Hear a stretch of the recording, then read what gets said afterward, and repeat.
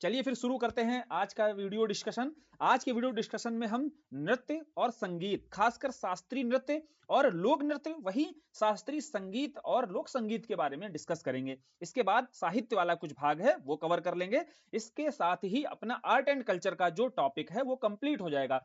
तो mains oriented जो अपने पार्ट है वो कवर हो जाएगा। साथ ही क्वेश्चंस की प्रैक्टिस आप कर चुके हो और आगे हम इसी तरीके से और भी जीएस पेपर 1 के अंतर्गत जो टॉपिक्स अपने हैं, जैसे वर्ल्ड हिस्ट्री, इंडियन सोसाइटी है, इसको भी कवर करेंगे। अब बात करते हैं इसके साथ 1 फरवरी से सुबह 10 बजे आपको वीडियोस मिलने शुरू हो जाएंगे रेगुलर बेसिस पर। डे 1 का देखो आपको मिल चुका है, डे 2 का भी आपको शुरू हो जाएगा 1 फरवरी से। और उस पर अगर आपको प्रश्न लिखने हैं, डेली 2 प्रश्न आपको दिए जाएंगे और चेक करवाने हैं। अगर फीडबैक चाहिए तो फिर आप ज्वाइन कर लेना, और अगर केवल वीडियो देखकर ही आप नोट्स बनाना चाहो तो ठीक है भाई, है ना। तो शुरू करते हैं सबसे पहले, और जो भी पीछे वीडियोस कवर कराए गए हैं उनको पहले आप देख डालना, और फिर ये 5वां वीडियो है और 5 ही वीडियो में आपका आर्ट एंड कल्चर पार्ट पूरा कवर हो जाएगा, जहां से यूपी पीसीएस मेंस में अभी तक क्वेश्चन पूछे गए हैं, इससे बाहर नहीं जाएगा, इसके इर्द गिर्द ही रहकर आपसे अगले एग्जाम में भी देखो क्वेश्चंस मिल जाएंगे। तो सबसे पहले देखो शास्त्रीय नृत्य के बारे में यहां आता है प्रश्न कि भारतीय शास्त्रीय नृत्यों पर प्रकाश डालिए। अब बोले मेन बॉडी में आपकी डिमांड है शास्त्रीय नृत्यों के बारे में बताना है, लेकिन एटलीस्ट आपसे घुमा फिरा करके अगर क्वेश्चन आ गया तो आपकी एक एनालिटिकल समझ जब बन जाएगी ना कि शास्त्रीय नृत्य आखिर होता क्या है, आखिर कौन कौन सी भाव भंगिमाओं का ध्यान रखना पड़ता है, क्या क्या विधाएं हैं, इसके क्या कंपोनेंट्स होते हैं, इस पर एक समझ बना लेते हैं। समझ बनाने के साथ हम देख लेंगे कितने शास्त्रीय नृत्य हैं भारत में और कौन कौन से हैं, किस क्षेत्र में है, वो जानकारी हो जाएगी। फिर आपसे लिखवा ले कैसे भी घुमाकर आप इजीली लिख लोगे, है ना बात। तो अब देखो शास्त्रीय नृत्य होता क्या है। तो देखो, एक तो नृत्य होता है जो आसपास बारातों में देखते हो, नागिन डांस, ठीक। तो वो नागिन डांस अलग है और शास्त्रीय नृत्य से अलग कैसे है, यानी कि आप बताओगे क्लासिकल जो डांस है उससे वह अलग कैसे है। अलग इस तरीके से कि यहाँ पर इस नृत्य को करने के लिए कुछ निश्चित नियम आपके बनाए जाते हैं, कुछ निश्चित निर्देश दिए जाते हैं, उन निर्देशों का पालन करते हुए ही यह नृत्य किए जाते हैं। यानी कि जो भी आपको भाव भंगिमाएं दिखानी है उन नियमों के अंतर्गत रहते हुए ही दिखानी है। अब बोले फिर ये नृत्य जो अभिनय किया जाता है, ये अभिनय सामान्य अभिनय से अलग होता है, लेकिन फिर भी यहाँ पर 4 चीजों का आपको ध्यान रखना पड़ता है। यानी कि प्रमुख रूप से 4 जो तत्व हैं यह नृत्य करते हुए उस अभिनय में जरूर शामिल होते हैं। तो वो 4 नृत्य कौन से होते हैं, 4 तत्व कौन से हैं जो क्लासिकल डांस में आपको दिखाई देते हैं। देखो, सबसे पहले आपको बताना है कि बॉडी मूवमेंट, यानी कि जो बॉडी मूवमेंट के लिए आपके दिशा निर्देश दिए जाएंगे वो बॉडी मूवमेंट का पालन करना चाहिए। एग्जाम्पल के तौर पर मान लीजिए भरतनाट्यम है, वो किस तरीके से करना है इसके अपने नियम बने हुए हैं।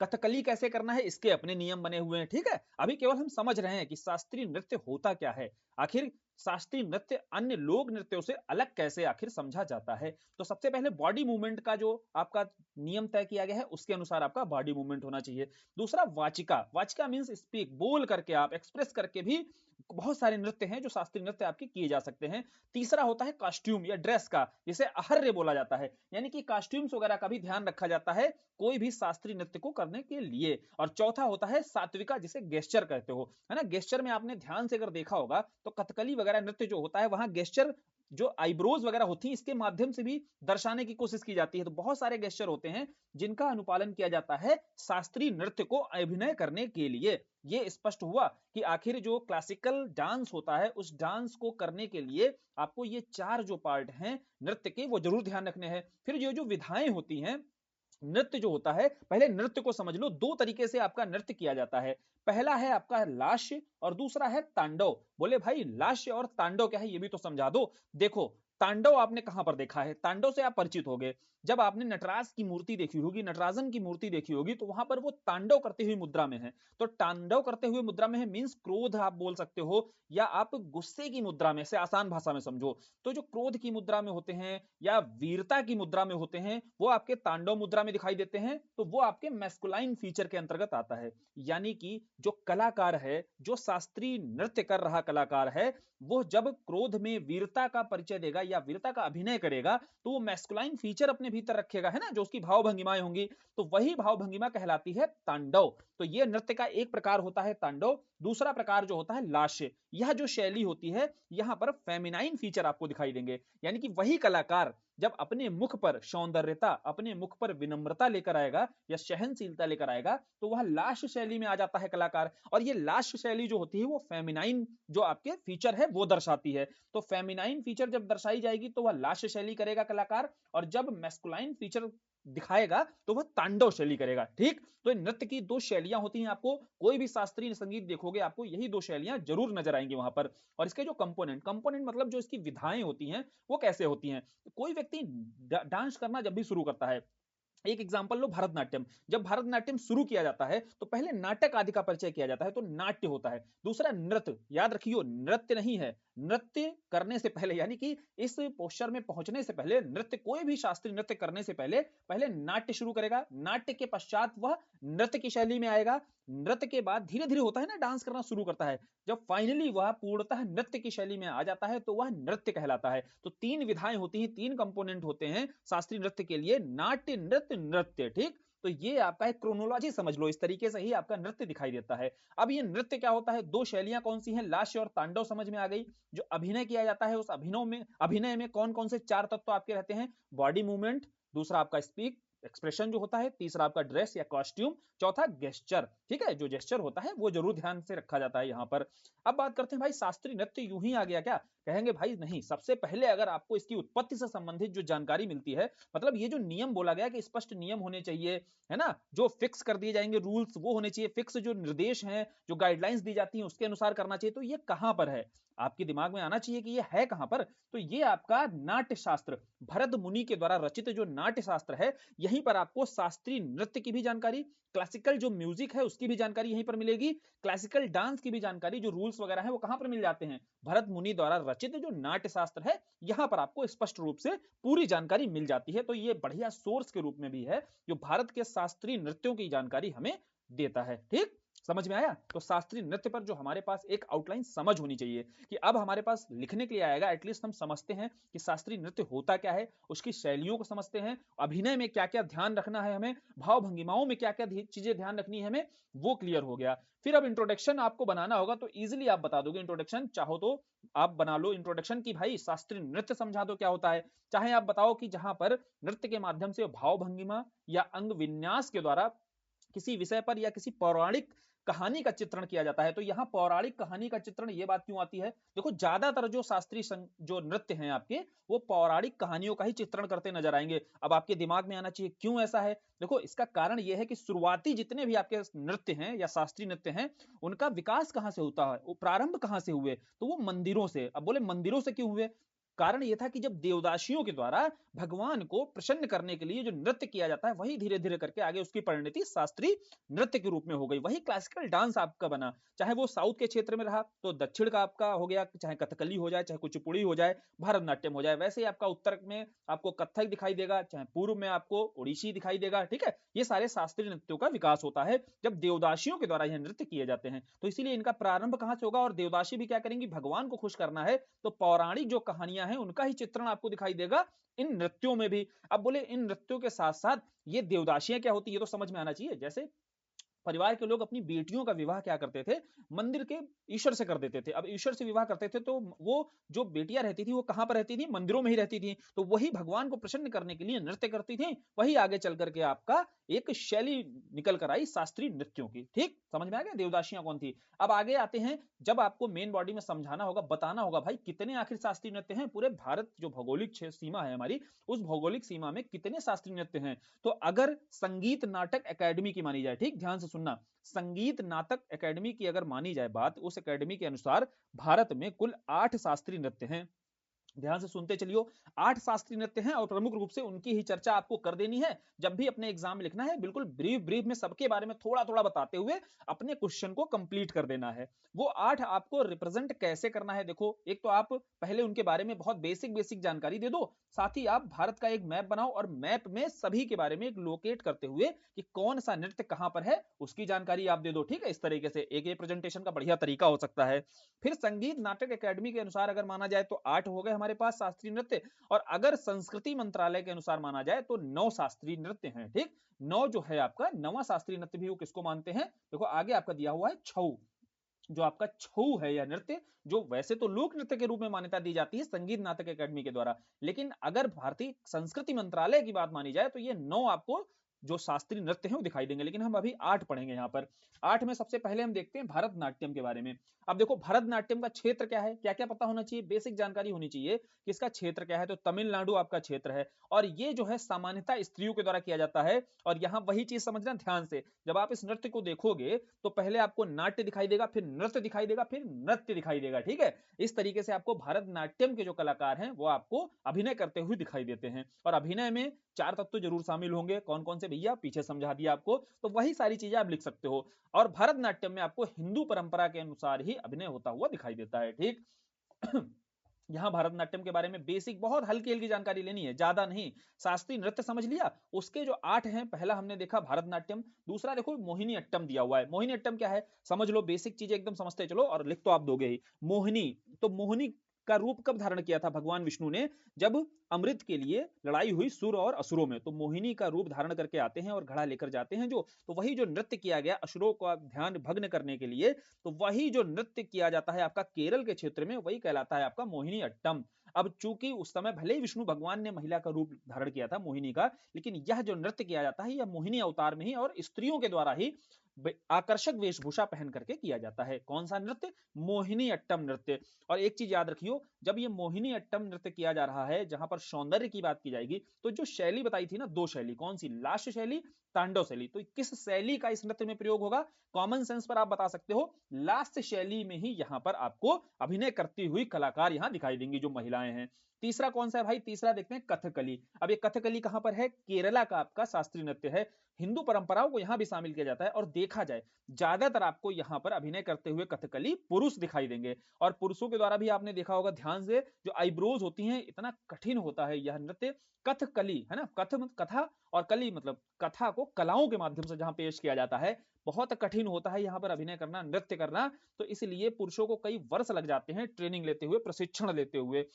आईब्रो से आप देखोगे यहाँ पर पूरी की पूरी कहानी को, कथा को नरेट करने की कोशिश की जाती है, और एक एक एक्सप्रेशन आपको फेस पर स्पष्ट रूप से दिखाई देगा जब आप कथकली करते हुए देखोगे कलाकारों को, ठीक। तो तीसरा नृत्य यह है। चौथा है कथक। अब कथक को थोड़ा सा डिटेल से पढ़ेंगे, काहे पढ़ेंगे, कथक को काहे इतना भाव दे रहे हैं, कथक को भाव इसलिए दे रहे हैं क्योंकि कथक जो है उत्तर प्रदेश का एकमात्र शास्त्रीय नृत्य है, और कथक पर अलग से भी आपसे क्वेश्चन पूछा जा सकता है। अब तो अपने पास पेपर 5-6 भी आ गया है, तो उसको और तैयार कर लो, वहां देखो वहां पर भी ये काम अच्छे से आएगा। साथ ही पेपर 1 में भी आपसे स्पष्ट रूप से पूछा जा सकता है, कथक पर विशेष रूप से भाई पूछ दिया तब। वैसे तो शास्त्रीय नृत्य सारे तैयार करना है जीएस पेपर 1 में। और कथक क्या है, कथक भी आपका मंदिरों से आगे शुरू होता है। मंदिरों में पहले देवदासियों के द्वारा किया जाता है, फिर आगे दरबारों में। दरबारों में जब इसको राजाओं के द्वारा संरक्षण दिया जाएगा, और राजाओं में भी लखनऊ के नवाब हुए वाजिद अली शाह, हम प्रीलिम्स के स्तर पर पढ़ते हैं, वाजिद अली शाह के दरबार में इस कथक नृत्य को संरक्षण दिया जाता है। अभी डिटेल से थोड़ा आगे देख लेंगे, पहले हम पूरे 8 कर लेते हैं जो हमारे शास्त्रीय नृत्य हैं।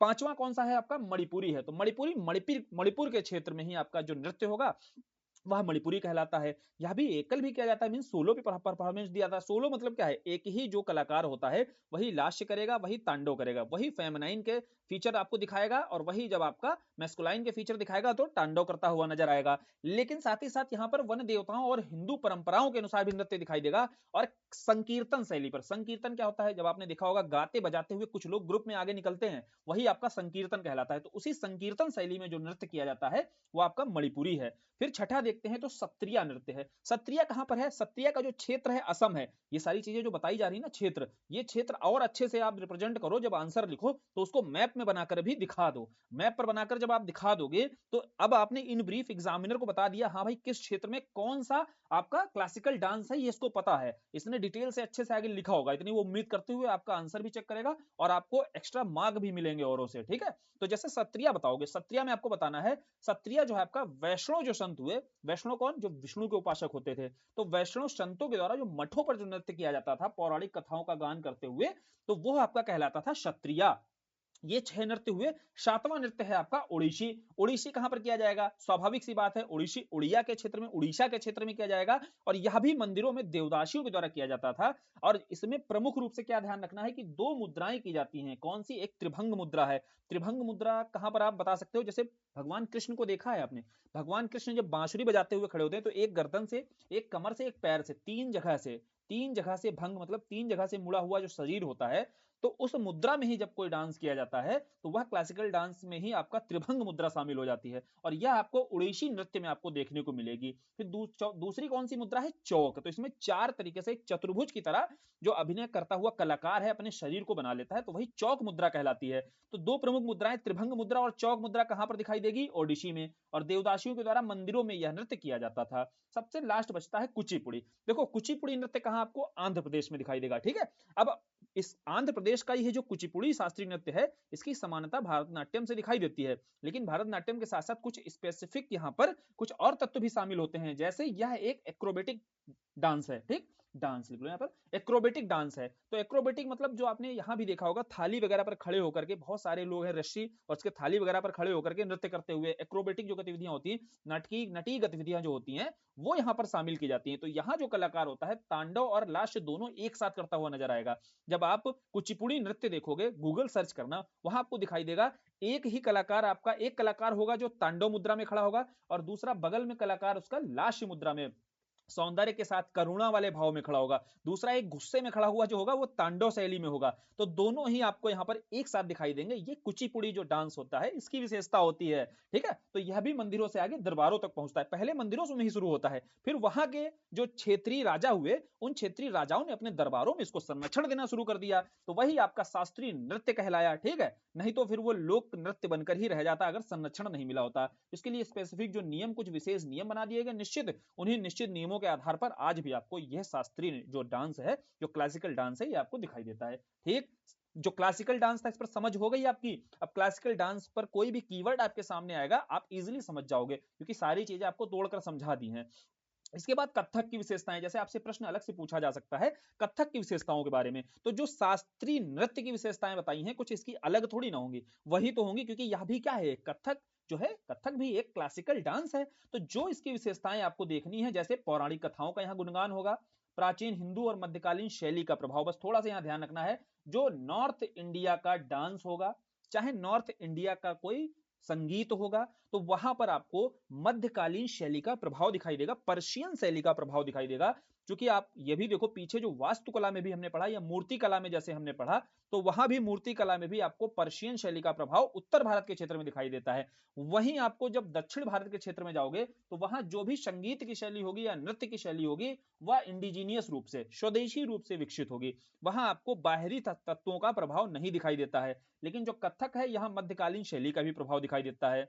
और यह पहले देखो धार्मिक उत्सव पे, आगे दरबारों में होने लगेगा, जब वाजिद अली शाह जैसे नवाब आएंगे और इनका संरक्षण प्राप्त हो जाएगा। और तीन प्रमुख तत्व वही नृत्य, जो नाट्य से शुरू होगा, नाट्य, नृत्य और नृत्य, यह क्रोनोलॉजी है। इसी आधार पर आपका कथक भी दिखाई देता है। कुछ प्रमुख यहाँ पर विशेषताएं हैं, जैसे यहाँ जो कलाकार होता है पैरों में अपने घुंघरू बांधता है, जैसे जब थाप दी जाती है ना, थाप आप सुनते हो ना, ताधिन नाना, ठीक है, ऐसे करके थाप जो होती है कुछ, उसी आधार पर जब कलाकार के पैरों में घुंघरू रहते हैं ना, जैसे जैसे थाप दी जाएगी वैसे वैसे घुंघरू भी आपको सुनाई देंगे, ठीक। ये कलाकार का अभिनय आप कभी भी देखना, जब आप कथक देखोगे तो आपको दिखाई देगा। और जो पोशाक होता है वो चमकीला रखा जाता है। अब दोनों प्रभाव आपको कैसे दिखाई देंगे, जैसे जो यहाँ का स्वदेशी प्रभाव है, उसमें आपको लहंगा चोली पहने हुए दिखाई देगा अभिनय करता हुआ कलाकार, और नीचे आपका चूड़ीदार पैजामा जो पहनता है, यहाँ मुस्लिम प्रभाव दिखाई देता है। तो बताया ना कि जो यहाँ के स्वदेशी तरीके अभिनय करते हुए कलाकार जो रहते हैं, स्वदेशी प्रभाव के साथ साथ आपका मध्यकालीन प्रभाव या पर्शियन जो प्रभाव दिखाई देता है, वो वेशभूषा पर भी आपको स्पष्ट रूप से नजर आएगा। कुछ नर्तक हुए जो कथक में महारत हासिल है, बिरजू महाराज आपके, सितारा देवी, शोभा नारायण, और यही बिरजू महाराज हैं, इनकी शिष्या रही हैं हेमा मालिनी, वह भी आपके कथक में एक्सपर्ट हैं, ठीक है।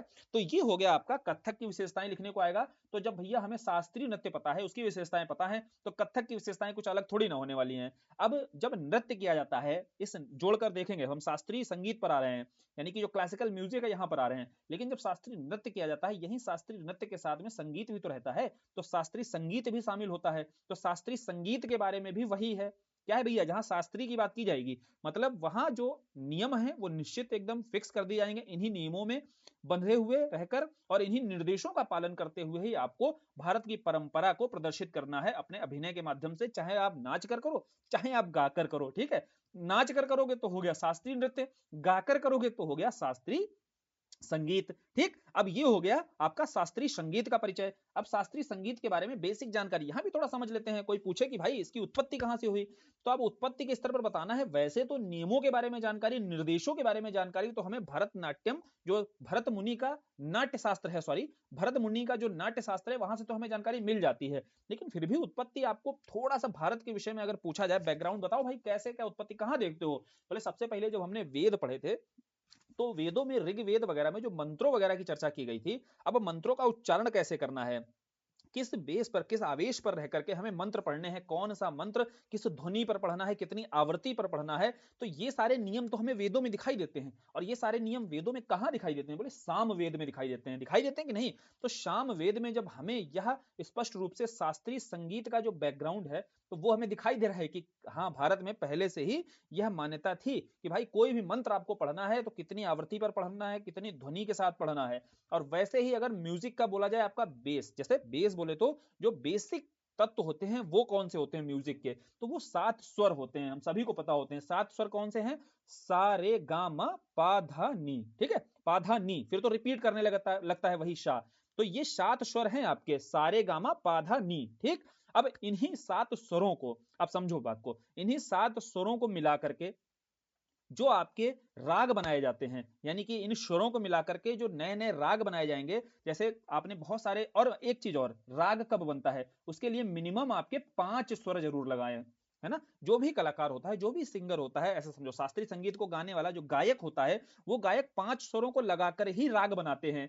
जैसे सानी धापा, जो सानी धापा होता है ना, तो ये आपने सुना होगा कि काफी तेजी से जो स्वर लगाए जाते हैं, 5-5 स्वर मिनिमम होने चाहिए, लगने चाहिए कोई भी राग बनाने के लिए। तो वो राग जब बनते हैं तो आपके रोंगटे खड़े हो जाते हैं, जब, है ना, जब कभी भी आपने देखा होगा, कोई भी अगर म्यूजिक शो वगैरह देखते होगे, वहां पर जब भी स्वर लगाते हैं कोई भी गायक होते हैं, तो रोंगटे खड़े कर देते हैं। तो इसी कारण से आपने एक अतिशयोक्तिपूर्ण एक बात जरूर सुनी होगी कि जो दीपक राग, इसी राग में कई राग होते हैं जो सामान्यतः, वैसे देखो हिंदुस्तानी शैली का जो संगीत होता है, अभी देखेंगे हम हिंदुस्तानी शैली और कर्नाटक शैली क्या है। सामान्यतः उत्तर भारत में जो संगीत गाए जाते हैं, प्रमुख रूप से यहाँ 6 राग लगाए जाते हैं। इन रागों में एक प्रमुख है जो दीपक राग है। दीपक राग के बारे में क्या कहा जाता था, बोला जाता था कि जो तानसेन थे वो दीपक राग में संगीत गाते थे, और इनके संगीत में, इनके राग में इतनी ताकत थी कि दीपक तक जला देते थे, इसलिए इसको दीपक राग बोला जाता था। ठीक है, अब ये राग कैसे बनाते होंगे, यही सारे गामा पाधा नी से 5 स्वर मिल उठाए और इन 5 स्वरों को मिलाकर के ही राग बना दिया जाता है। ठीक है, गाने की एक शैली होती है, तो ये आपका राग होता है। और म्यूजिक के बारे में ये बिल्कुल बेसिक जानकारी है जो होनी चाहिए। अब बात करते हैं भाई उत्तर भारत पर आते हैं, तो उत्तर भारत में यही जो शास्त्रीय नृत्य आपके बनाए गए, इन शास्त्रीय नृत्यों, सॉरी शास्त्रीय नृत्य बोल रहा हूं, शास्त्रीय जो संगीत था, अब शास्त्रीय संगीत की कौन सी शैलियां विकसित हुई, तो प्रमुख रूप से शास्त्रीय संगीत की 2 शैली विकसित होती हैं। यानी कि 2 तरीके से आपको क्लासिकल जो शांग है, इसकी जो 2 शैलियां हैं आपको स्पष्ट रूप से दिखाई देंगी। उत्तर भारत के क्षेत्र में, जैसे भारत आपको बनाना है, जो उत्तर भारत का क्षेत्र है यहां पर आपको हिंदुस्तानी शैली दिखाई देगी, वहीं जो दक्षिण भारत का जो क्षेत्र है यहां आपको कर्नाटक शैली दिखाई देती है। ठीक, सीधा प्रश्न पूछा जाएगा, हिंदुस्तानी शैली और कर्नाटक शैली में अंतर बताना है शास्त्रीय संगीत की। तो हमारी शास्त्रीय संगीत पर समझ हो गई। क्लासिकल सॉन्ग क्या होता है ये समझ लिया। क्लासिकल सॉन्ग की 2 शैलियां कौन सी हैं, प्रमुख रूप से उत्तर भारत में हिंदुस्तानी शैली, दक्षिण भारत में कर्नाटक शैली। अब हिंदुस्तानी शैली की विशेषताएं क्या होंगी, कॉमन सेंस लगाकर बताओ कि इसका विस्तार क्या होगा। सबसे पहले तो आपको बताना है कि हिमालय से लेकर विंध्य तक का क्षेत्र, यानी कि भारत में आपका हिमालय से लेकर के जो विंध्य तक का पूरा क्षेत्र है, यहाँ ये हिंदुस्तानी शैली का, शास्त्रीय संगीत की जो हिंदुस्तानी शैली है, इसका प्रभाव दिखाई देगा। अब यह प्रभाव दिखाई तो देगा, तो क्या ये अपने आप में पूर्णतः स्वदेशी रहेगी, नहीं रहेगी ना। पहले ही बताया, जो उत्तर भारत में कोई भी शैली विकसित होगी वहां मध्यकालीन परंपरा का प्रभाव जरूर दिखाई देता है। तो वही यहां पर बताना है कि यहां भी मध्यकालीन जो परंपरा है इस हिंदुस्तानी शैली पर प्रभाव दिखाई देता है। फिर यहाँ भाव प्रधान, पहली जो यह शैली रहेगी हिंदुस्तानी शैली, यह संगीत जो रहेगा भाव प्रधान ज्यादा रहेगा। और राग जो सिद्धांत हैं, राग सिद्धांतों का बहुत कड़ाई से पालन किया जाता है। अभी हम अंतर देख रहे हैं, यही डिफरेंस हम कर्नाटक शैली में देखेंगे क्या अंतर है यहाँ पर। तो जो राग वगैरह होते हैं, राग तो समझ में आ रहा होगा, इन राग सिद्धांतों का या नियमों का, जो भी नियम बनाए जाते हैं, इनका बहुत कड़ाई से पालन किया जाएगा। और ये चर्चा कहां पर की गई है, भरत मुनि की नाट्य शास्त्र में ये बताया गया है। भाई आपको अगर शास्त्रीय संगीत हिंदुस्तानी शैली में अगर गायन करना है तो किस तरीके से गायन करना है, उसकी कुछ शैलियां भी बताई गई हैं। और उन शैलियों का संरक्षण देते थे कौन, घराने, बहुत सारे घराने, जैसे लखनऊ घराना, बनारस घराना आपको दिखाई देगा, किराना घराना दिखाई देता है। तो ये घराने क्या करते थे, किसी एक शैली को स्पेसिफिक रूप से जो उनके पूर्वज गाते चले आ रहे थे उसी शैली को उस घराने में संरक्षण मिलता था। और वो शैलियां कौन कौन सी होती थी, ध्रुपद शैली, ख्याल, टप्पा, ये सारी शैलियां हैं जिन शैलियों में हिंदुस्तानी गायन गाया जाता था। ठीक है, हिंदुस्तानी जो गायन है वो इन प्रमुख शैलियों में आपको कलाकार गाते हुए दिखाई देंगे और इनका संरक्षण जो है अलग अलग घराने करते हुए दिखाई देते हैं। जैसे ध्रुपद वगैरह में आप देखोगे लखनऊ और बनारस घराना जो है इस शैली को आपको संरक्षित करता हुआ दिखाई देगा। वैसे ही आपको ख्याल गायकी क्या है, विचारों के आधार पर जो गायकी की जाती है, विचार करके गायकी की जाए। ध्रुपद जो होता है, ध्रुपद, पद मतलब पद में गाया जाता है, ध्रुव बहुत धीरे धीरे, है ना, बहुत धीमे धीमे जो गाया जाता है। जैसे अकबर के काल में जो ध्रुपद गायकी थी इसको विशेष रूप से प्रोत्साहन दिया गया था। और तानसेन से एक बार पूछा गया कि भाई एक बात बताइए कि ध्रुपद गायन कोई आपसे बहुत बढ़िया गाता है क्या? बोले हाँ, ध्रुपद गायकी अगर मुझसे बेहतर है बैजू बाजवा। और बैजू बाजवा ये भी अकबर के समय ही थे। तो बैजू बाजवा जो है ध्रुपद गायकी सबसे बेहतरीन करते थे, ऐसा तानसेन के द्वारा कहा गया था। और ये ध्रुपद गायकी मतलब धीमे धीमे गाया जाए और बेसिकली ईश्वर को ही खुश करने के लिए सौम्य तरीके से, बहुत धीमे, स्लो, बहुत स्लो तरीके से ये ध्रुपद गायकी की जाती है। ख्याल मीन्स विचार के आधार पर, जो ख्याल क्या होता है, ख्याल का मतलब विचार है।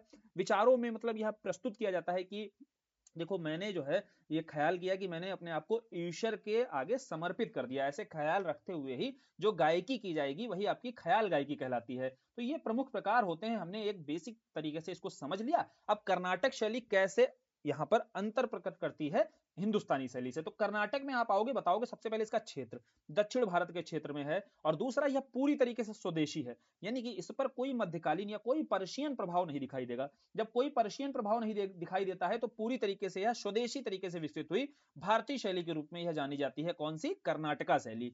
और यहाँ भावनात्मक पक्ष से ज्यादा आपको बौद्धिक और बौद्धिक, इंटेलेक्चुअल और आध्यात्मिक यानी कि स्पिरिचुअल प्रभाव जो है वो ज्यादा दिखाई देता है। ठीक है, बौद्धिक और आध्यात्मिक प्रभाव ज्यादा दिखाई देगा। वहीं जब आप हिंदुस्तानी शैली पढ़ रहे थे तो वहां आपको भाव प्रधानता ज्यादा दिखाई दी थी, भावनात्मक प्रभाव ज्यादा दिखाई दिया था। और यहाँ नियमों वगैरह को लेकर के कठोरता थोड़ी कम नजर आती है।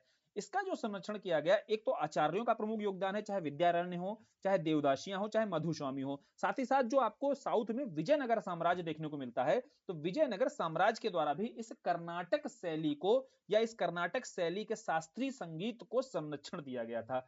इसके भी कुछ प्रमुख प्रकार होते हैं, जैसे जतीश्वरम। अब जतीश्वरम जो होता है ना, जब भरतनाट्यम नृत्य होता है ना, भरतनाट्यम नृत्य के समय ही शुरुआत आपकी जिस संगीत से की जाती है वही संगीत कहलाता है जतीश्वरम।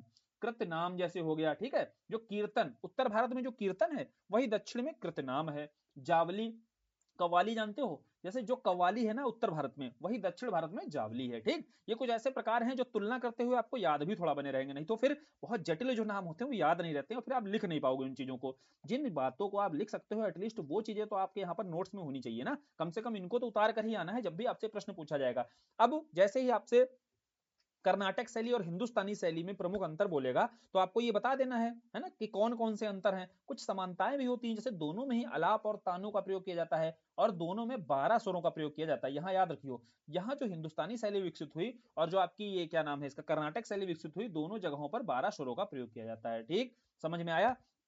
तो ये हो गया आपका जो शास्त्रीय नृत्य है, यानी कि हमने क्लासिकल डांस भी देख लिया और क्लासिकल म्यूजिक भी देख लिया। अब बात करते हैं लोक नृत्य की, फोक डांस की बात करते हैं। अब देखो यहां पर हम फोक डांस कर लेंगे, अब आपको अपनी तरफ से क्या करना है, फोक म्यूजिक खुद से करना है, लोक संगीत आपको खुद से करना है। चूंकि अब आप डिफरेंस क्रिएट कर लोगे, जैसे शास्त्रीय नृत्य और लोक नृत्य आएगा ना तो आपको पता चल गया यहाँ कोई निश्चित नियम नहीं है। फिर क्या है भैया, यहाँ उस क्षेत्र विशेष की एग्जांपल, जैसे राजस्थान ही ले लेते हैं।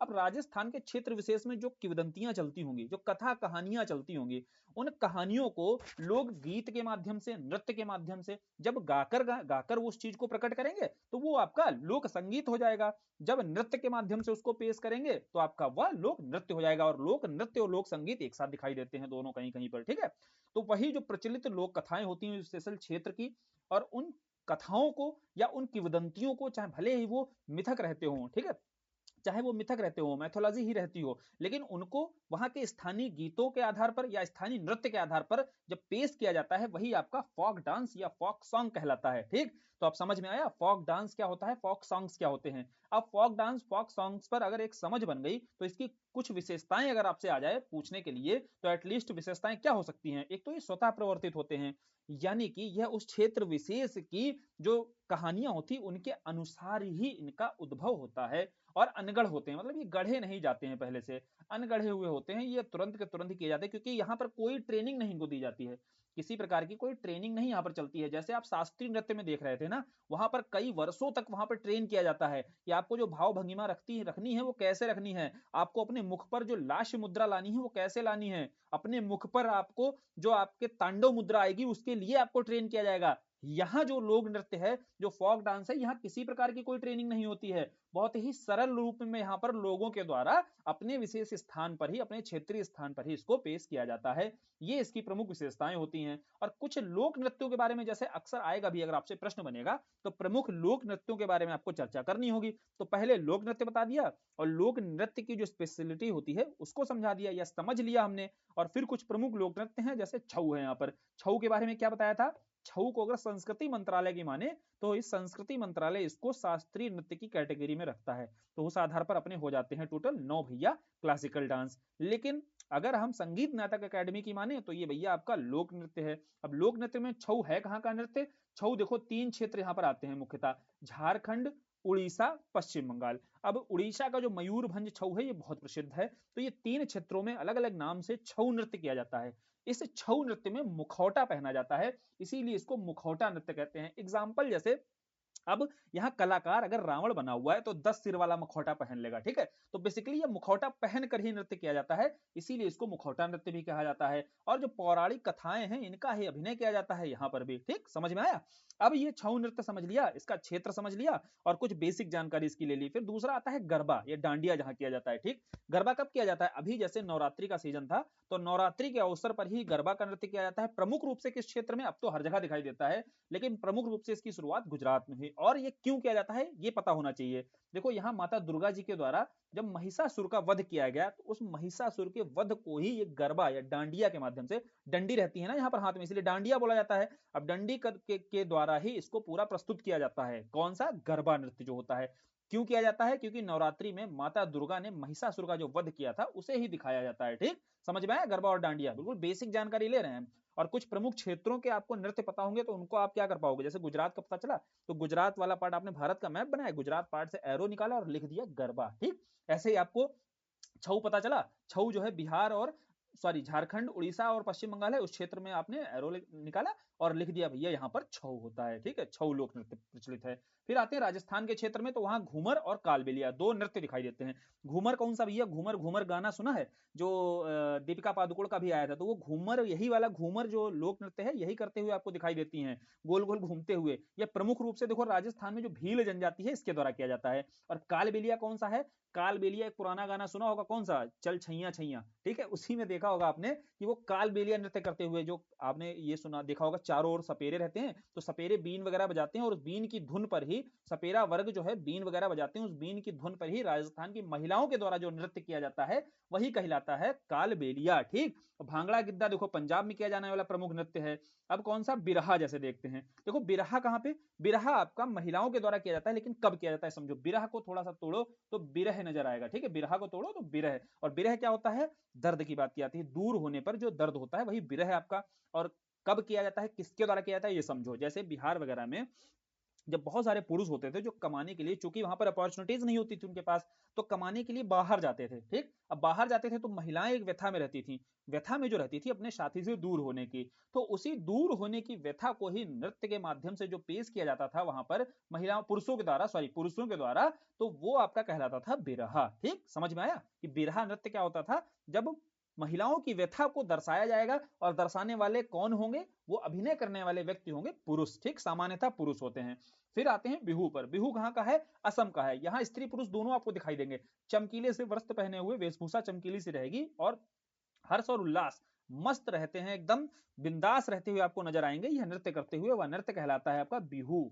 और फिर थांगटा आते हैं, देखो थांगटा कहाँ पर है, थांगटा जो है मणिपुर का आपका फोक डांस है। अब थांग मतलब होता है तलवार, टा मतलब होता है भाला। तो कुछ लोग इसको मार्शल देखो आर्ट भी बोल देते हैं, लेकिन मार्शल आर्ट नहीं, ये एक तरीके से रचनात्मकता का और चपलता का अनूठा प्रदर्शन किया जाता है। कैसे? यहाँ देखो व्यक्ति के हाथ में तलवार भी रहती है और यहाँ पर भाला भी रहता है, तो वो दिखाते हैं एक तरीके से चपलता। ये किस तरीके की चपलता कि तलवार से वार किया जाएगा और ढाल से बचाने की कोशिश करते हैं। वही पूरा एक नृत्य आपको पेश करते हुए दिखाई देंगे जब कलाकार आप देखोगे। मणिपुर में इस नृत्य को कहा जाता है थांगटा। यहाँ एक एनालिटिकल केवल समझ बनानी है, यहाँ ये नहीं रटना है कि थांगटा मणिपुर का हुआ, पढ़हीन केरल का हुआ। ये तो आप कई बार पढ़ोगे तो याद ही हो जाएगा, लेकिन अगर वो नृत्य कैसे किया जाता है उसके बारे में एक एनालिटिकल समझ बन गई तो आप लिख लोगे इजीली, कम से कम शब्द तो होंगे लिखने के लिए। नहीं तो वो प्रीलिम्स के स्तर की हो जाएगी ना समझ आपके पास, पीटी के स्तर पर तो आप रटते ही रहते हो। फिर पढ़हीन जो है, पढ़हीन का क्षेत्र तो आपको पता ही रहता है। और यहाँ पर भी जो नृत्य किया जाता है, या देखो पढ़हीन का मतलब आपको पता होना चाहिए, पैदल सेना की पंक्ति को बोला जाता है पढ़हीन। और यह जो नृत्य है युद्ध कला संबंधी यह भी नृत्य है अपना, ठीक। और ये मंदिरों में किया जाने वाला नृत्य रहता है पढ़हीन। अब ये प्रमुख हमने नृत्य देख लिए हैं, अब इन नृत्यों को देख लो कि प्रदर्शित कैसे करना होता है। ये देखो एक फिगर बनाकर समझा दिया है। अब ये बड़ा है, ये नहीं कि आपने कॉपी में इतना ही बड़ा बना दिया। आपको कॉपी में क्या करना है, छोटा एकदम फिगर बनाना है और उसको ब्रैकेट में बंद कर देना है, ठीक है। छोटा सा आपने फिगर बनाया और जितना आपने, जैसे 6 से 7 ही आप लिख पाओगे, 7 से 8 आपने लिख दिए भाई, एक विद इन टाइम आप 6 से 7 लिख सकते हो। लोग नृत्यों पर लिखने को आ गए, लोग संगीत पर आ गया, तो उन 6 से 7 को आपने छोटा सा फिगर बना करके उसको रिप्रेजेंट कर दिया भाई, दिखा दिया उसको, तो बस आपका काम हो जाएगा, आप +1 नंबर आगे निकल जाओगे, ठीक। समझ में आया? तो अब जो निष्पादन कला वाला पार्ट था ना, याद आया एकदम शुरुआत पहले दिन विजुअल आर्ट था, दूसरा परफॉर्मेंस। और परफॉर्मेंस में बोला था ना डांस एंड सॉन्ग्स, ये दोनों हम कर लेंगे, तो आज कंप्लीट कर लिया उसको। अब थोड़ा सा और देखते हैं इधर उधर की बातें, लिटरेचर का कुछ पार्ट। वैसे लिटरेचर तो हम वैदिक साहित्य वाला भी कर चुके हैं, जब पहले दिन ही वैदिक साहित्य बोला था ना, भौगोलिक विशेषताएं, वही वैदिक साहित्य समझा दिया था कि अगर वैदिक साहित्य पर परिचय आता है, जैसे लास्ट ईयर आया, उसके पहले भी आया, 18 में भी आया कि वैदिक साहित्य पर आता है परिचय, तो आपके पास वेदों की जानकारी होनी चाहिए। फिर आपके पास में ब्राह्मण की जानकारी होनी चाहिए कि भाई वेदों को समझने के लिए जो ब्राह्मण हुआ, ब्राह्मणों की रचना हुई। फिर आपके पास में अरण्यक की जानकारी होनी चाहिए कि अरण्य में बैठकर विचारशील जो बातें बोली गई वो अरण्य हो गया। लास्ट में आपको ज्ञानवर्धक जो बातें की गई, उपनिषदों के बारे में लिख देना है। फिर आपको वेदांगों के बारे में लिख देना है। ये कुछ आपके साहित्य हैं, वैदिक साहित्य हैं, इनकी चर्चा आप कर दोगे तो आपका फिर वैदिक साहित्य वाला जो पार्ट है वो कंप्लीट हो जाएगा, ठीक। समझ में आ गया आपको? तो ये देखो हमने लिटरेचर वाला पार्ट भी कर लिया है कुछ। अब देखते हैं यहाँ पर कौन कौन से प्रश्न और बनाए गए हैं। जैसे सूफी और भक्ति हमने आंदोलन पढ़ा था कि सूफी और भक्ति आंदोलन में क्या हुआ था, जो कर्म कांड थे, चाहे इस्लाम धर्म में हो चाहे हिंदू धर्म में हो, इन कर्म कांडों पर चोट करने के लिए ही भक्ति मूवमेंट भी दिखाई देता है और सूफी मूवमेंट भी दिखाई देता है। अब इसके आगे और बढ़ते हैं। आगे बढ़कर क्वेश्चन पूछा गया कि जब सूफी संत और इनके द्वारा सामाजिक परिवर्तन लाने के लिए इतने प्रयास किए गए, लेकिन भैया इनको सफलता क्यों नहीं मिली, इसके कारण आपसे पूछे जाते हैं, ठीक है। अब इन कारणों पर देखो, यहाँ पर 6 से 7 कारण आपको बता दूंगा, और इसी के इर्द गिर्द रहते हुए जब भी आपसे प्रश्न होगा आप इसके उत्तर लिखने की स्थिति में आ जाओगे, आसान स्थिति में आ जाओगे, बिल्कुल आप लिख लोगे। कैसे? सबसे पहले बताना है, देखो यार ये क्यों नहीं सफल हो पाया। इन्होंने प्रयास किया, हमने सारा देखा, पीर मुरूद परंपरा पर कैसे ये प्रयास करते थे खानकाओं में बैठ करके, तो भैया सफल क्यों नहीं हुए। पहली बात तो सफलता इसलिए नहीं मिली कि कोई इनके पास संस्थागत ढांचा नहीं था, ठीक है, कोई इंस्टीट्यूशनल बॉडी नहीं थी जिनके माध्यम से ये अपना संदेश पहुंचा सकें, ठीक। केवल एक क्षेत्र में एक जगह पर ही बैठ करके ये केवल गायन करते थे, जहां गायन परंपरा मौजूद थी, या कर्मकांडों पर चोट करते थे, या मानव सेवा करते थे, यही तो कार्य करते थे, लेकिन केवल एक जगह पर बैठ करके। तो उसका कारण यह हुआ कि जो संदेश ये देना चाहते थे इसकी पहुंच बहुत सीमित लोगों तक हुई। इस कारण पहला तो कारण ये मोटा मोटा हमें नजर आया। उसके अगला है कि देखो, जैसे इन्होंने सामाजिक कुरीतियों पर चोट तो की, लेकिन अब सामाजिक कुरीति पर चोट करते थे, प्रहार करते थे, उसके बाद अगला विकल्प नहीं देते थे कि भैया ठीक है चलो हम इसका पालन नहीं करेंगे, फिर आगे क्या, ठीक। अब आगे क्या एग्जाम्पल समझो, जैसे जैसे आवाज उठाई गई एक समय समाज सुधार आंदोलन में, सती प्रथा नहीं होना चाहिए, सती प्रथा नहीं होना चाहिए, भाई सबने बोला हाँ भाई नहीं होना चाहिए, नहीं होना चाहिए। अब सती प्रथा पर रोक लग गई। अब सती प्रथा जैसे ही रुका, अब वो जो सती थी, सती नहीं बनी, तो सती नहीं बनी तो क्या हो गई, विधवाएं हो गई। अब विधवाएं जब हो गई तो विधवाओं की स्थिति तो और बुरी हो गई, है ना, उनके लिए जीवन जीना। तो बोले जब कोई विकल्प नहीं दोगे, विकल्प क्या आया इसका, विधवा पुनर्विवाह का। तो विधवा पुनर्विवाह का जब विकल्प आता है तो फिर विधवाओं की स्थिति बेहतर हुई, जहां ईश्वर चंद्र विद्यासागर ने आगे काम किया, हम पढ़ते हैं ना। तो ये होता है कि आपने कोई सामाजिक कुरीति रोकी, लेकिन उस सामाजिक कुरीति के बाद अगर आपने कोई विकल्प नहीं दिया तो भी आपकी लोकप्रियता क्या होगी, घटती चली जाएगी। यही आपका सूफी संतों में दिखाई देता है। तीसरी बात होती है भौगोलिक जो पहुंच थी बहुत सीमित क्षेत्रों में थी। हमने देखे जो प्रमुख आपके सिलसिले विकसित हुए बहुत सीमित क्षेत्रों में आपके, वह भौगोलिक पहुंच के आधार पर दिखाई देते हैं। और ज्यादातर इनके जो अनुयायी होते थे, समझो बात को, ज्यादा कर्मकांड जो उच्च वर्ग पे मौजूद है वो तो कर्मकांड का समर्थन करेगा ना, चाहे सूफी में हो चाहे भक्ति में हो। जो ऊपर बैठा हुआ है, जो पद में पदानुक्रम में ऊपर बैठा हुआ व्यक्ति है, वो कर्मकांडों का विरोध करेगा ही नहीं, क्योंकि वो कर्मकांड उसको श्रेष्ठ बता रहे हैं। तो इसलिए कर्मकांड का विरोध करने वाले कौन थे? बोले निचले तबके के लोग। और निचले तबके के लोग जो है वही भक्ति मूवमेंट को भी और वही सूफी मूवमेंट को भी समर्थन देंगे।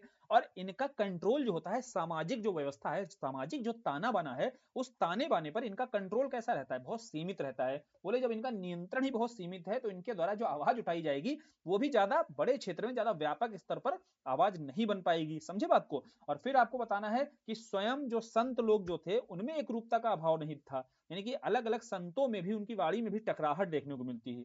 सबसे लास्ट आपको बताना है जो खानका होते थे। खानका वही होते थे जहां पीर मुराद बैठते थे और जहां अपने शिष्य को, पीर जो है अपने मुराद को, शिष्य को बेसिकली उपदेश देते थे या मानव सेवा करते थे बैठकर, वही खानका कहलाती थी। एक आगे चल करके यही खानका जो है धन संग्रह करने का एक अड्डा बन जाएंगे, ऐसा समझो, धन संग्रह करने का एक अड्डा। और यहाँ जो पीर वगैरह रहते थे, जो परंपरा सदियों से चली आ रही थी, वो आगे विलासतापूर्ण जीवन जीने लगेंगे। तो जो नैतिकता के आधार पर, जो नैतिक मूल्यों के आधार पर इन संस्थाओं का या इन आंदोलनों की शुरुआत हुई थी, ये नैतिक आपको पतन होता दिखाई देगा। और जितने हैं आगे संत वगैरह जो रहेंगे यहाँ पर, ये विलासतापूर्ण जीवन जीते हुए दिखाई देते हैं। आज ही बहुत सारे देखो संत आपको विलासतापूर्ण जीवन जीते दिखाई देंगे। इसीलिए उनकी जो लोकप्रियता है, लोगों के दिलों में जो प्रियता है, वो क्या होती जाती है? कम होती जाती है। ठीक है, क्योंकि उपदेश देंगे, अगर आप ज्ञानवर्धक उपदेश दोगे और खुद अगर विलासता में जीते हुए दिखाई दोगे तो भैया कोई कैसे मानेगा? कथनी और करनी में बहुत अंतर दिखाई देगा तो लोग पीछे हट जाएंगे। तो इससे लोकप्रियता जो होती है वो कम होती चली जाती है। तो यही सूफी और रहस्यवादी संतों को पर्याप्त सफलता ना मिलने का प्रमुख कारण रहते हैं। ये कुछ 6 से 7 कारण बता दिए हैं। अब आप इसको अच्छे से लिख लोगे जब भी आपको उत्तर लिखने को आएगा, ऐसा प्रश्न जब आपसे बनाया जाएगा। फिर देखो यहाँ एक संगम साहित्य पर बात की गई है। संगम साहित्य को समझ लेते हैं। संगम क्या होता है? संगम का मतलब होता है मिलना। किसका मिलना? तो राजाओं के संरक्षण में बहुत सारे जो संत थे, साधु थे, विद्वान थे दक्षिण के, वो दक्षिण के विद्वान कहां पर मिलते हैं? देखो दक्षिण भारत का चित्र बनाया और यहां पर आपको मदुरै दिखाई दे रहा होगा। ठीक, अब मदुरै किसकी राजधानी थी? देखो 3 आपको राजवंश दिखाई देते हैं जब आपका संगम साहित्य का निर्माण या संगम साहित्य आपका जब स्पष्ट रूप से नजर आएगा। जो पीरियड रहता है, टाइम पीरियड रहता है, उस टाइम पीरियड में 3 प्रमुख वंशों की चर्चा की गई है। पहले देखो केरल के क्षेत्र में है जो चेर हैं आपके, ठीक, और जो आपका दक्षिण में है वो पांड्य हैं, वहीं इसके उत्तर में आपका चोल दिखाई देते हैं। ठीक है, ध्यान से सुनियो, 3 आपके राजवंश दिखाई देते हैं, चोल चेर पांड्य। अब चोल चेर पांड्य में से संगम साहित्य की रचना कैसी हुई इसको समझ लो। चोल चेर पांड्य में से पांड्यों की राजधानी थी मदुरै। ठीक, पांड्यों की राजधानी क्या थी? मदुरै थी। तो मदुरै में ही आपकी पहली जो संगम है वह होती है। पहली संगम का आयोजन कहां पर होता है? मदुरै में होता है। फिर दूसरी छोड़ करके तीसरी संगम का फिर से आयोजन कहां पर होगा? मदुरै में होगा। तो बहुत सारा साहित्यिक रचना की गई, बहुत सीमित साहित्य ही मौजूद है आपके पास में। कई वर्षों तक यह संगम बैठकें हुआ करती थी, वहीं से निकल कर आता है आपका संगम साहित्य। इसी में बहुत सारे साहित्य हम लोग पीटी के स्तर पर पढ़ते हैं, जैसे शिल्पाधिकारम पढ़ते हैं, मणि मैखले पढ़ते हैं, पढ़ते हो ना? इसके जो राइटर हैं, जो इसको रचनाकार हैं, इनको हम लोग याद करते रहते हैं। यहाँ थोड़ा सा इसका एनालिटिकल पक्ष समझने की कोशिश करेंगे कि संगम साहित्य के महत्व पर, इंपॉर्टेंस क्या है इसका, इस पर प्रश्न आपका पूछा जाएगा तो किस तरीके से आपको जवाब देना है। तो जैसे यह संगम साहित्य की रचना हो गई, दक्षिण भारत के 3 प्रमुख राज्य हुए और पांड्य जो शासक हुए, इन पांड्य शासकों के संरक्षण में संगम बैठकें होती थी, जहां संगम साहित्य इन विद्वानों के द्वारा रचा जाता था। यह हो गई इसकी एकदम बेसिक समझ। तो दक्षिण भारत में आपका यह आयोजित होती है संघ में। अब बोले इसके महत्व पर जब लिखना है तो देखो भैया, जब राजा का संरक्षण मिल रहा है, बिल्कुल बिल्कुल आसान भाषा में समझते चलो, जब भैया राजा का संरक्षण मिल रहा है तो इनके द्वारा जो साहित्यिक रचना की जाएगी उसमें जो राजनीतिक और प्रशासनिक जो इतिहास होगा, कौन सा भैया? पॉलिटिकल और एडमिनिस्ट्रेटिव। तो पॉलिटिकल और जो एडमिनिस्ट्रेटिव वर्णन किया जाएगा, राजनीतिक वर्णन किया जाएगा, वो क्या आप प्रमाणिक मान सकते हो? बोले देखो तुम्हारे ऊपर राजा ने तलवार रखी हुई है। बोले ठीक है, अब लिखो हमारे बारे में। अब तुम अगर उसके बारे में लिखोगे, क्या उसके बारे में बुराई लिख सकते हो? नहीं लिख सकते हो ना। उसके बारे में जो बातें बताओगे अतिशयोक्तिपूर्ण, बढ़ा चढ़ा कर लिखोगे। और वही वर्णन यहाँ पर राजनीतिक जब इतिहास पढ़ोगे, यहाँ पर चाहे राजनीतिक पढ़ लो चाहे प्रशासनिक पढ़ लो, बहुत ज्यादा आपको हाइपरबोल, बहुत ज्यादा अतिशयोक्तिपूर्ण स्थिति में दिखाई देता है। इसलिए वो मानना थोड़ा सा मुश्किल हो जाता है कि भैया यार इतना नहीं मानेंगे, बहुत ज्यादा फेंक रहे हो। ठीक, तो राजनीतिक जो इतिहास है वो थोड़ा सा अतिशयोक्तिपूर्ण है, कम विश्वसनीय है। लेकिन यहाँ की आर्थिक स्थिति, यानी कि जो दक्षिण भारत की तत्कालीन जो आर्थिक स्थिति है, ये समझी जा सकती है, क्योंकि इनके वर्णनों से आप अंदाजा लगा सकते हो उसकी इकोनॉमिक जो स्थिति थी, जो आर्थिक स्थिति थी, वो कैसी थी। साथ ही साथ आप वहां के समाज के बारे में भी बता सकते हो, सामाजिक स्थिति कैसी थी।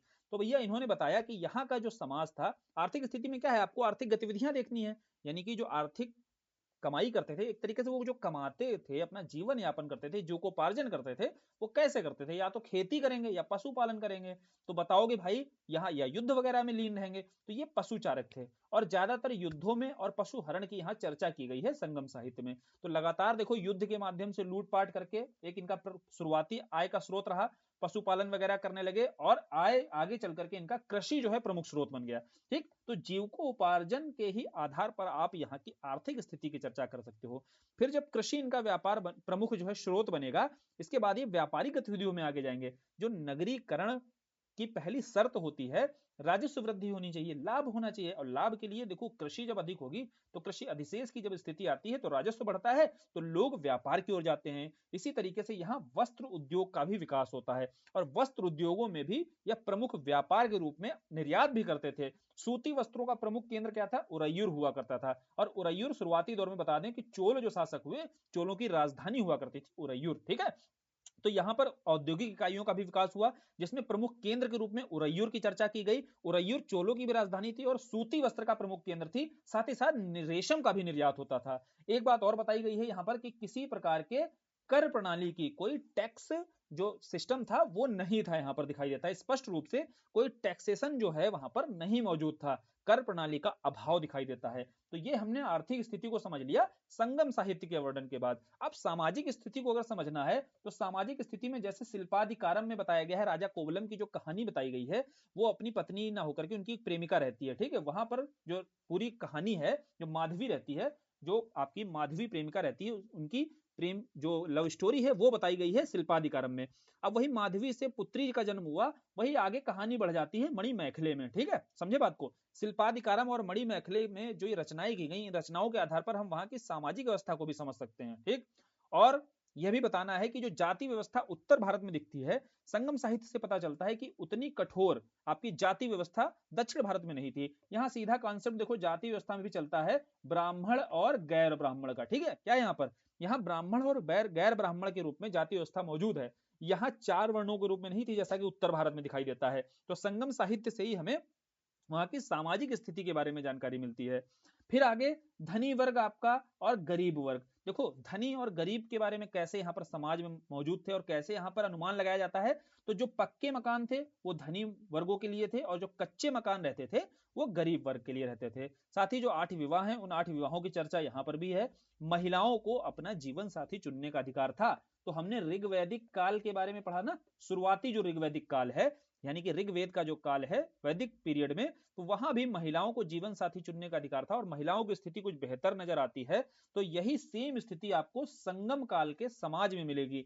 तो संगम काल के समाज में भी महिलाओं को जीवन साथी चुनने का अधिकार था। तो ठीक स्थिति है, बहुत बुरी स्थिति नहीं थी। और मृत्यु के उपरांत यहाँ अग्निदाह व समाधिकरण दोनों ही प्रथाएं आपको दिखाई देंगी। इसी कारण से देखो हम जो महापाषाण काल पढ़ते हैं, तो महापाषाण काल में क्या है, समाधिकरण दिखता है, यानी कि वहां जो समाधि है ऊपर उसके बड़े बड़े पत्थर रख दिए जाते थे।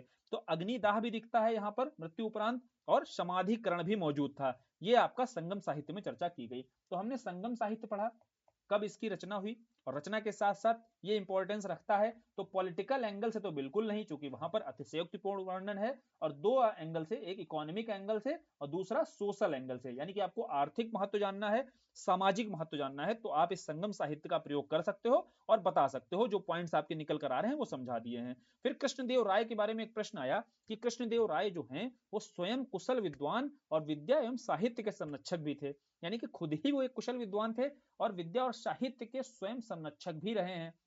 इसको कैसे आगे बताओगे, देखो संगम काल के आगे आपने बताया दक्षिण भारत में 4 प्रमुख वंश हुए। कौन से, संगम, सुलु, तुलु, अरिवेडु हुए ना, 4 प्रमुख वंश। तो संगम, सुलु और तुलु, जब तुलु वंश आता है तो तुलु वंश से ही एक प्रशासक शासक निकल कर आता है, मजबूत शासक, जो आपके कहलाते हैं कृष्णदेव राय। अब ये कृष्णदेव राय आते तो हैं, इनकी तुलना आपके उत्तर भारत में जो सम्राट अकबर हुए इनसे की जाती है। एक कहानी और, जैसे जब बाबर आता है तो उसी समय की बात होती है, दक्षिण में आपका कृष्णदेव राय का, विजयनगर साम्राज्य के अंतर्गत कृष्णदेव राय का शासन होता है। तो बोले जब बाबर आता है तो बाबर दो ही प्रमुख रूप से, दो आपके जो हिंदू शासक हुए उनकी चर्चा करता है अपनी जीवनी में। कौन से? एक राणा सांगा जिससे तो युद्ध हुआ था, और दूसरा वो कृष्णदेव राय की चर्चा करता है। तो आप इनकी वैभव को समझ सकते हो, तत्कालीन समाज में, तत्कालीन समय में इनके वैभव को समझ सकते हो कृष्णदेव राय के। अब इनकी राजनीतिक जो इतिहास है वो तो हम पढ़ते रहते हैं, यहाँ राजनीतिक पर बात ही नहीं की गई है। यहाँ विद्या और साहित्य का संरक्षक भी बोला गया है और कुशल विद्वान। तो साहित्यिक जो पक्ष है वो आपको कृष्णदेव राय का यहाँ पर रखना है। तो साहित्यिक पक्ष में बताना है, पहले बोला है स्वयं कुशल विद्वान। तो स्वयं कुशल विद्वान के रूप में उन्होंने संस्कृत भाषा में भी खुद एक रचना की है जिसका नाम है जामवती कल्याणम, और तेलुगु भाषा में भी आमुक्त माल्यद। ठीक है, जो तेलुगु भाषा में इनकी रचना है इसका नाम है आमुक्त माल्यद, और जो संस्कृत भाषा में इनकी रचना है इसका नाम है जामवती कल्याणम। तो आपको बताना है भाई, ये स्वयं विद्वान थे जिन्हें संस्कृत भाषा की भी समझ थी और तेलुगु भाषा की समझ थी, और उदाहरण के तौर पर इनकी रचनाओं के नाम लिख देने हैं। फिर इनको बताना है कि राजनीतिक जो इनका प्रणाली थी, राजनीतिक देखो शासन व्यवस्था तो इनकी मजबूत थी ही, इसके साथ साथ इन्होंने नगलापुरम नगर की भी स्थापना की, और इनके दरबार में तेलुगु भाषा को जो संरक्षण देने के लिए 8 प्रमुख कवियों की बात की गई, यानी कि 8 प्रमुख कवियों का एक समूह इनके दरबार में रहता था। अब इनके दरबार में जो 8 कवि रहते थे वो तेलुगु भाषा के स्वर्ण युग, एक तरीके से समझ लीजिएगा, तेलुगु भाषा का स्वर्ण युग भी कहा गया, और वो कहलाते थे अष्ट दिग्गज, जिसमें कुछ थे जैसे पेदेन्ना हो गए, जो पेदेन्ना आपका, और तेनाली राम कृष्ण। ठीक है, तेनालीराम का तो आप जानते होंगे, तो इन्हीं के दरबार में अष्ट दिग्गजों में से एक थे आपके तेनालीराम। ठीक, समझो बात को, यहाँ बिल्कुल बेसिक बेसिक जानकारी हम लोग लेते चल रहे हैं कृष्णदेव राय के बारे में, कैसे इन्होंने संरक्षण दिया अपने दरबार में। तो संरक्षण के स्तर पर इन्होंने तेलुगु भाषा के 8 प्रमुख कवियों के समूह को संरक्षण दिया, जिसमें कुछ एक दो नाम जैसे आपका जो अल्शानी पेदन्ना है आपके, और तेनाली राम है। तो ये दो प्रमुख हैं, जो नाम आसान भी हैं, आप याद रख सकते हो। और फिर आपको बताना है दक्षिण भारत कला का साहित्य का स्वर्ण युग कहा गया। दक्षिण भारत कला और साहित्य का स्वर्ण युग क्यों कहा गया, इसकी कहानी पूरी देखो, ऊपर समझा दी। एक तो खुद ही वह व्यक्ति संस्कृत और तेलुगु का जानकार, खुद ही रचनाएं कर रहा है, दूसरा अपने दरबार में भी अगर 8 दिग्गजों को संरक्षण देगा, तो आप समझ सकते हो कि तेलुगु भाषा की जो कीर्ति है वो किस स्तर पर पहुंच जाएगी, है ना। अब समझ में आया ये बात। अब ये बात समझते ही आपने क्या किया, जो मेजर मेजर देखो आर्ट एंड कल्चर के टॉपिक्स थे वो कंप्लीट कर लिए हैं। एक जैसे प्रश्न आया, गुप्त काल जो है ये कला और विज्ञान के क्षेत्र में बहुत ही समृद्ध क्षेत्र था। अब गुप्त काल कला और विज्ञान के क्षेत्र में जैसे आप बताओगे, अब देखो इसको बिल्कुल समझना है, बेसिक समझना है, यही सारी चीज दी है ना, आप सब पढ़ चुके हो। जैसे जब कला के क्षेत्र में आपको बताओगे कैसे यह जो है समृद्ध क्षेत्र रहा है, तो कला के क्षेत्र में जाने के लिए ये गुप्त काल स्वर्ण युग क्यों बोला जाता था, क्यों स्वर्ण युग कहा गया, इसकी कहानी भी आपको पता होनी चाहिए। जैसे जब ब्रिटिश औपनिवेशिक काल आता है तो ये लिखना शुरू करते हैं, तो भारत का जो अध्यात्म है, भारत का जो इतिहास है, इसकी जब जब तक ये बुराई नहीं करेंगे ना, तब तक ये अपना शासन कैसे स्थापित कर पाएंगे, कैसे बताएंगे हम आपको सभ्य बनाने आए हैं, आप असभ्य थे।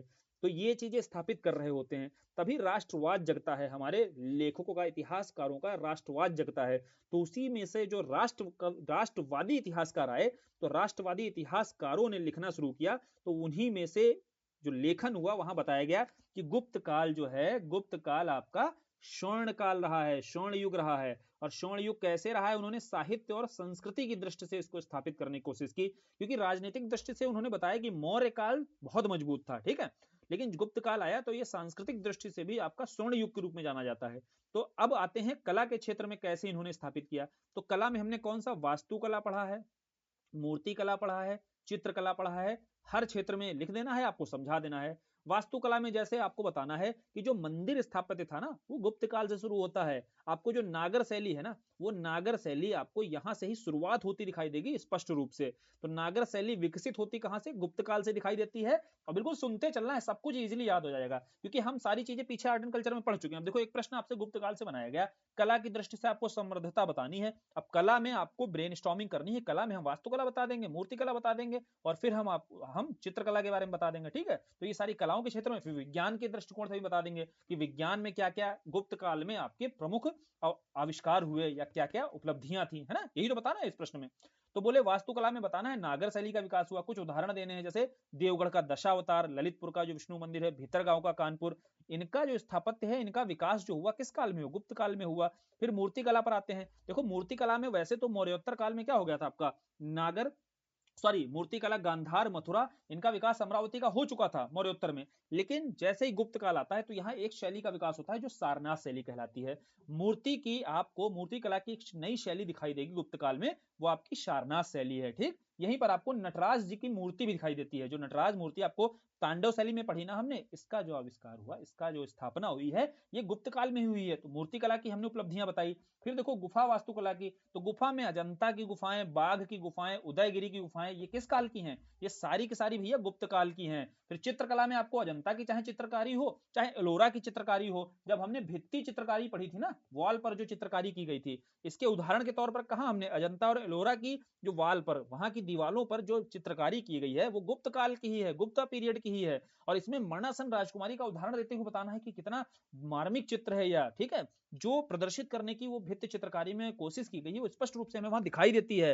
तो ये बता देना है आपको जब चित्रकला में बताना है। अब कला की दृष्टि से देखो भैया, कला की दृष्टि से समृद्ध था, बोले हाँ था, चाहे वास्तुकला हो, चाहे आर्किटेक्चर हो आपका, चाहे स्कल्पचर हो आपका, चाहे आपका पेंटिंग हो आपका, ठीक है, इन सभी में आपको उपलब्धियां दिखाई देती हैं गुप्त काल की। फिर अगला विज्ञान के क्षेत्र में बोले, अब विज्ञान के क्षेत्र में सबसे पहले आपको वरामिहिर के बारे में बताना है कि ये ज्योतिष कहाँ मौजूद थे। बोले ये ज्योतिष भैया यहीं गुप्ता पीरियड में ही थे। तो ज्योतिष थे कौन? वरामिहिर, इनकी रचना थी बृहद संहिता। और चाहे आर्यभट्ट रहे हो जिन्होंने गणित की जानकारी, गणितज्ञ थे कौन? आर्यभट्ट। अब इन्होंने देखो पाई के मान को बताया, ठीक है, इन्होंने बताया कि पृथ्वी जो है वो सूर्य के चारों ओर परिक्रमा कर रही है।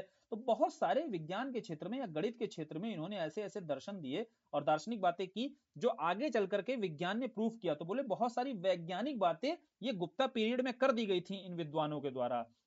और फिर चिकित्सा के क्षेत्र में देखो चरक संहिता है आपके, चाहे सुश्रुत आए आपके, जिन्हें पहला प्लास्टिक सर्जरी के रूप में जनक बोला जाता है। प्लास्टिक सर्जरी का जनक किसे बोला जाता है? यही गुप्ता पीरियड में ही आपके सुश्रुत हुए ना। और चरक संहिता जिन्होंने चिकित्सा के क्षेत्र में लिखी। धातु विज्ञान के बारे में बताना है कि सर्वाधिक सोने के सिक्के, ये फैक्ट हम पढ़ते हैं कि सर्वाधिक सोने के जो सिक्के चले किस पीरियड में चले? गुप्ता पीरियड में चले। तो बताना है कि इनको धातु विज्ञान की बेहतर समझ थी, इसीलिए सोने की मुद्रा के सर्वाधिक प्रयुक्त कौन करते हैं? गुप्ता पीरियड वाले लोग करते हैं। तो ये विज्ञान के क्षेत्र में हमने बताया कि वैज्ञानिक समझ इनकी बहुत शानदार थी। कला के क्षेत्र में बता दिया हमने, अलग अलग क्षेत्रों में कला में भी समृद्धि शानदार थी। यही कारण है जिसलिए गुप्ता काल को आपका स्वर्ण युग कहा जाता है। ठीक, ये राष्ट्रवादी जो आपके इतिहासकार हुए इनके तर्क हैं, वही मैं आपको बता रहा हूं, और बहुत शानदार तर्क हैं। और कैसे देखो, तर्क तो देने ही थे, नहीं तो इन्होंने भारतीयों के मना स्थिति में डाल रखा था कि तुम लोग पहले असभ्य रहे हो, हम तुमको सभ्य बनाने आए हैं। तो उसी का काट आपका ढूंढा गया इन राष्ट्रवादी इतिहासकारों के द्वारा। ठीक, अब देखो सबसे लास्ट देखते हैं मंदिर वास्तुकला में चोल वास्तुकला का सर्वोत्तम। देखो अब इसको भी हम पढ़ चुके हैं, शुरुआत में चोल जब वास्तुकला समझाई थी, तो जब पल्लव काल बताया था, याद करो, पल्लव कालीन वास्तुकला के जो प्रमुख आयाम थे ना, उन्हीं में उत्कृष्टता जो दिखाई देगी, यानी कि द्रविड़ शैली पढ़ी, द्रविड़ शैली में हमने पल्लव काल पढ़ा, और पल्लव काल के अंतर्गत ही जो विशेषताएं रहेंगी वो चोलों में रहेंगी। अंतर क्या आएगा? अंतर नहीं आएगा, केवल एक्स्ट्रा वैल्यू एडिशन करते हैं ना, जैसे वैसे ही पल्लवों की जो द्रविड़ शैली थी वहां पर वैल्यू एडिशन कर दिया जाएगा। गोपुरम बड़े बड़े कर दिए जाएंगे, शिखर ऊंचे ऊंचे कर दिए जाएंगे। ठीक, यही आपको सब कुछ दिखाई देगा। आपने समझ लिया अगर, तो समझने के बाद आपको लिखने में बिल्कुल समस्या नहीं आएगी। अब देखो चोलों पर लिखने को आएगा, आपके दिमाग में बनना चाहिए भाई द्रविड़ शैली की विशेषताएं लिखनी है, और पल्लवों की ही शैली जो थी वहां पर जो विशेषताएं थी वही रहेंगी, बस करना क्या है वैसे विकसित होगी। और ये चूंकि आगे की बात है, अब चूंकि हमारे पास पीछे पल्लव भैया हमें दे गए थे कि कैसे बनाने हैं द्रविड़ शैली के मंदिर, उसी में भव्यता दिखाओ अब तुम बैठ के। ये तुमको एक बेसिक जैसे ये नोट्स मिल जाएगा। अब ये नोट्स मिलने के बाद में तुमको क्या करना है, यहाँ वैल्यूडेशन करके इसको और बेहतर कर लेना है। ये पल्लव कालीन आपके नोट्स हो जाएंगे, आपको इन्हें चोल कालीन नोट्स बनाने हैं। ठीक, समझ में आया बात को?